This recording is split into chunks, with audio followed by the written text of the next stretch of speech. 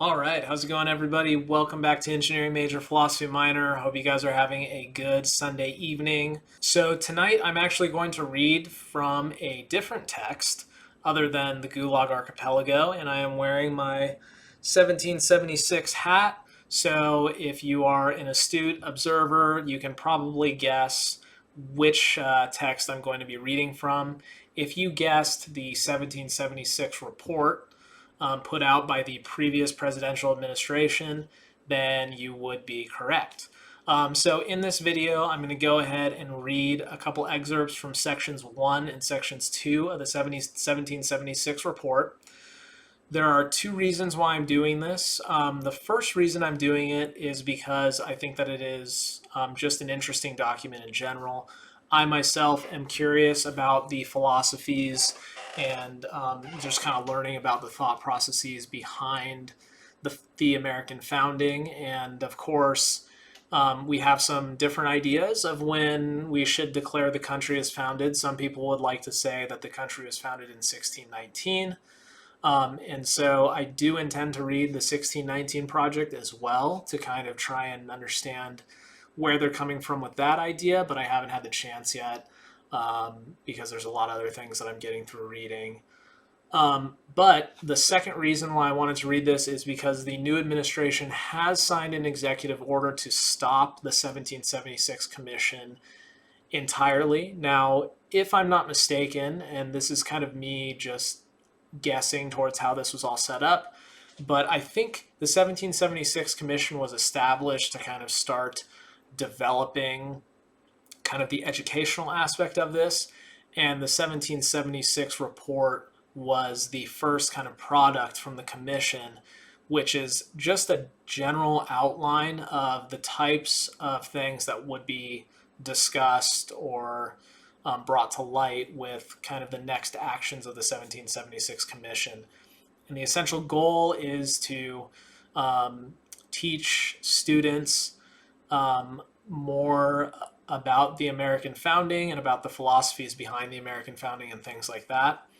I will say the 1776 report itself is probably at like what I think, not that I'm like an expert or anything, but it seems like it would be like a sixth grade reading level. So perhaps some of the next steps in the 1776 commission would be to offer different curricula for kind of sixth grade and up. I really don't know. But that being said, even for however old you guys are, whether or not you're actually in sixth grade watching this or you're a little bit older, I think that this was a really good, just kind of general overview of basically what the philosophies were surrounding the American founding and what the intent was surrounding the American founding. Let's go ahead and get into it. It's a 45-page document, which includes appendices. So I strongly encourage you guys to go and just read the whole thing yourself. But I picked out a couple of sections that stood out to me, and we're going to talk about those in this video. So let's go ahead and get into that. The principles of the American founding can be learned by studying the abundant documents contained in the record. Read fully and carefully, they show how the American people have ever pursued freedom and justice, which are the political conditions for living well. To learn this history is to become a better person, a better citizen, and a better partner in the American experiment of self-government. I want to just take a minute to point out this word self-government.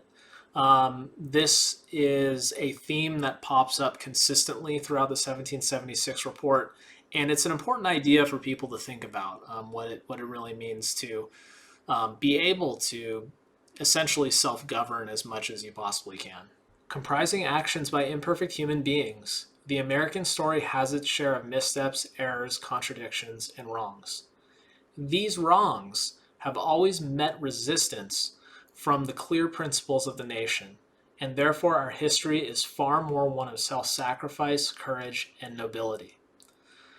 America's principles are named at the outset to be both universal, applying to everyone, and eternal, existing for all time.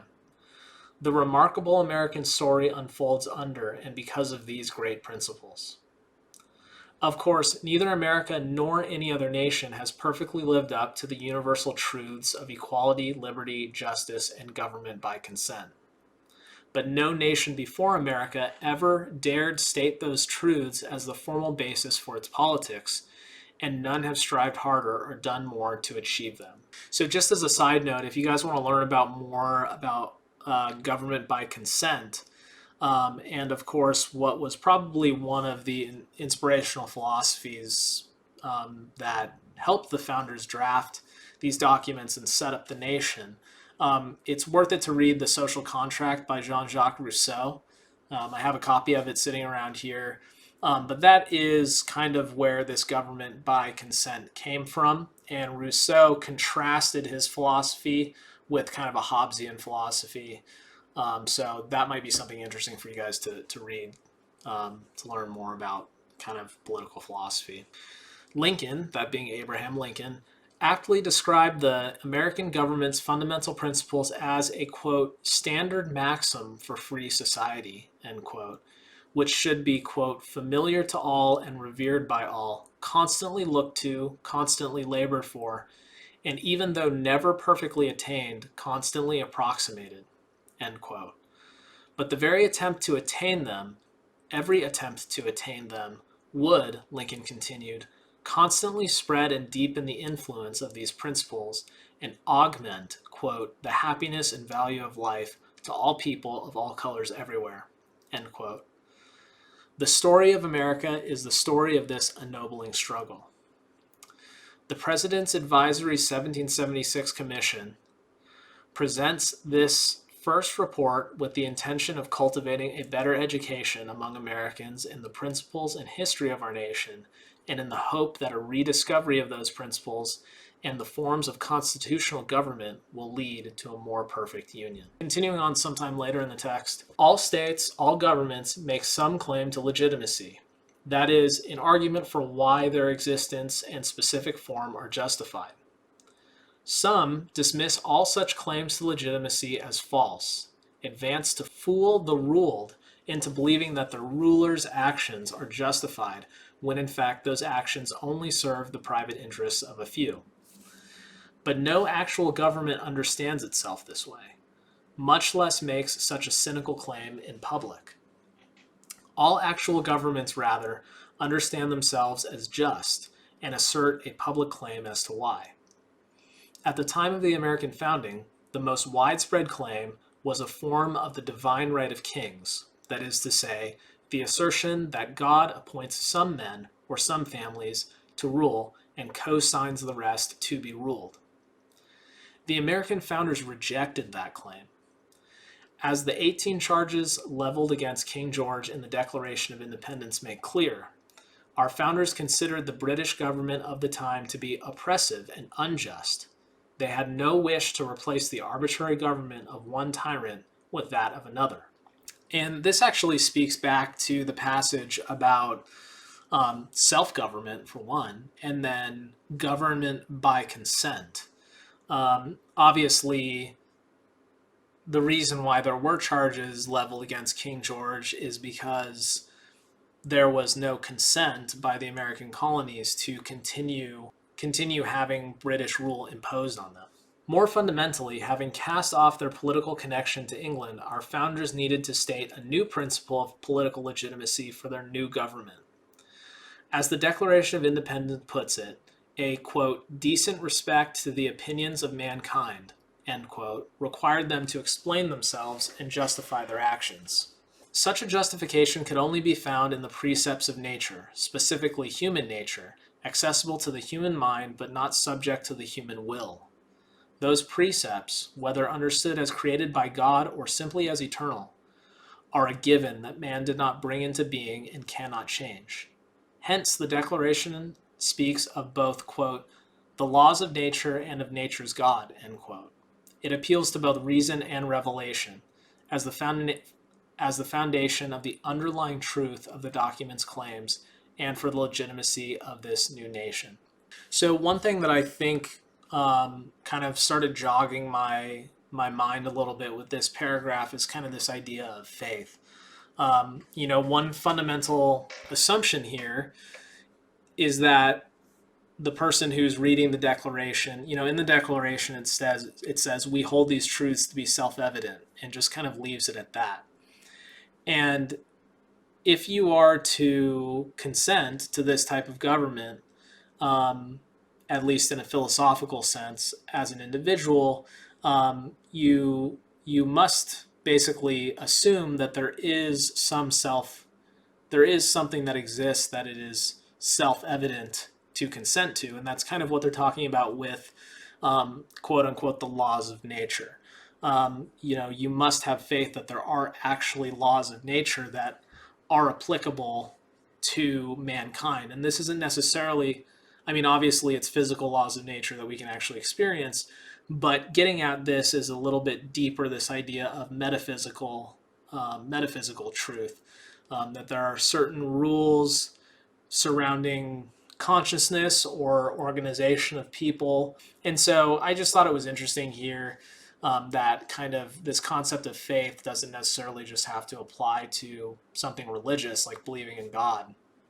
It can apply to just simply the idea that there are some universal truths that we as humans can approximate or consider or strive towards in our day-to-day lives. The core assertion of the Declaration and the basis of the founders' political thought is that, quote, all men are created equal, end quote.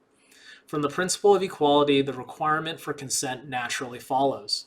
If all men are equal, then none may by right rule another without his consent. The assertion that, quote, all men are created equal, end quote, must also be properly understood. It does not mean that all human beings are equal in wisdom, courage, or any of the other virtues and talents that God and nature distribute unevenly among the human race. It means rather that human beings are equal in the sense that they are not by nature divided into castes with natural rulers and ruled. And if you look at the way our political system works in the United States, one thing you'll notice is that maybe we have a little bit of issue with seniority and tenure kind of driving who rises to political power and who falls. But at the same time, for example, there are only two requirements for you to run to be president of the United States. You have to be of legal age and you have to be a U.S. citizen. And so in that sense, the people who we are governed by, like we elect, we don't have a system where somebody says, oh, because this person has a certain family name or because this certain person has a certain amount of wealth, then they are automatically thrust into power. And that's of course important for people also who want to look at this from the more, well, what about diversity of gender and race and this and that. Well, the reason why we have people of different races and different genders and things in positions of power is by virtue of the fact that we do not have a system where caste or birthright or anything grants you automatically political power. You can earn your standing in our political system simply by just being a U.S. citizen. Now, that doesn't mean it's going to be easy.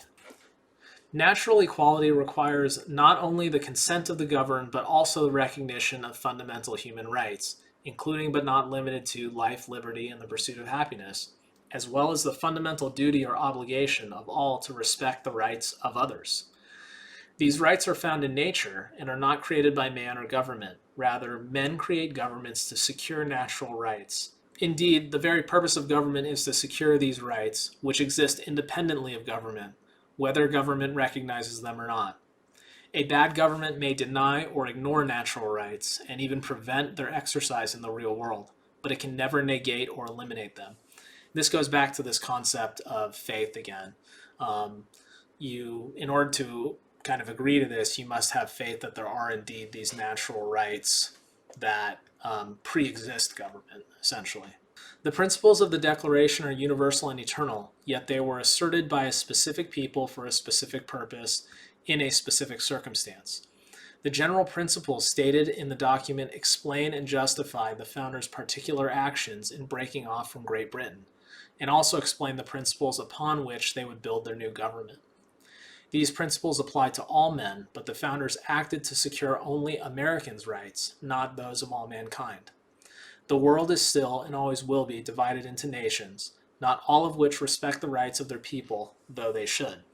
We confront finally the difficulty that the eternal principles elucidated in the Declaration were stated and became the basis for an actual government only a relatively short time ago. Yet if these principles are both eternal and accessible to the human mind, why were they not discovered and acted upon long before 1776? In a sense, the precepts of the American founders were known to prior thinkers, but those thinkers stated them in entirely different terms to fit the different political and intellectual circumstances of their times. For instance, ancient philosophers appear to teach that wisdom is a genuine title to rule, and that in a decisive respect all men are not created equal. Yet they also teach that it is all but impossible for any actual living man to attain genuine wisdom. So, quick aside, ancient philosophers refers to like Plato, Socrates, Aristotle, etc. The idea that that wisdom gives an entitlement to political power or ruling power, I believe, is part of Aristotelian philosophy. Correct me if I'm wrong in the comments or whatever. But in an aristocracy, basically, the smartest people. Now, who determines who's the smartest? Was something that I think Aristotle was missing a little bit in his philosophy. But that being said, an aristocracy would be where the quote unquote smartest people rule over the other people, which is not in keeping with the Declaration of Independence or the ideas put forth in the Constitution. Even if wisdom is a legitimate title to rule, if perfect wisdom is unattainable by any living man, then no man is by right the ruler of any other except by their consent. More fundamentally, by the time of the American founding, political life in the West had undergone two momentous changes. The first was the sundering of civil from religious law with the advent and widespread adoption of Christianity. The second momentous change was the emergence of multiple denominations within Christianity that undid Christian unity and in turn greatly undermined political unity. Religious differences became sources of political conflict and war. As is discussed further in Appendix 2, it was in response to these fundamentally new circumstances that the American founders developed the principle of religious liberty. While the founders' principles are both true and eternal, they cannot be understood without also understanding that they were formulated by practical men to solve real-world problems. For the founders' solution to these problems, we must turn to the Constitution. All right, guys, so that is all I'm going to read from the 1776 report for now. Of course, we're also going to read more from the Gulag Archipelago coming up on the channel. But I hope in listening to this, you guys just kind of got an idea of why the 1776 Commission was started, but then also got a chance to think about some of the philosophies surrounding how the founding fathers approached this idea of forming a brand new nation, a brand new government, and the types of philosophies that they used to influence them in their thinking. If you really want to go down the philosophy rabbit hole, if you read, Aristotle, Thomas Hobbes, and Rousseau, kind of in sequence, you can see how different aspects from each of these philosophies, and of course others, went into trying to formulate what has made was the foundational basis for what makes our government what it is today. So anyway, guys, with that one, I'm going to conclude the video. Comment below if you want to discuss, like, share, subscribe, etc. And I'll catch you guys in the next one. Later.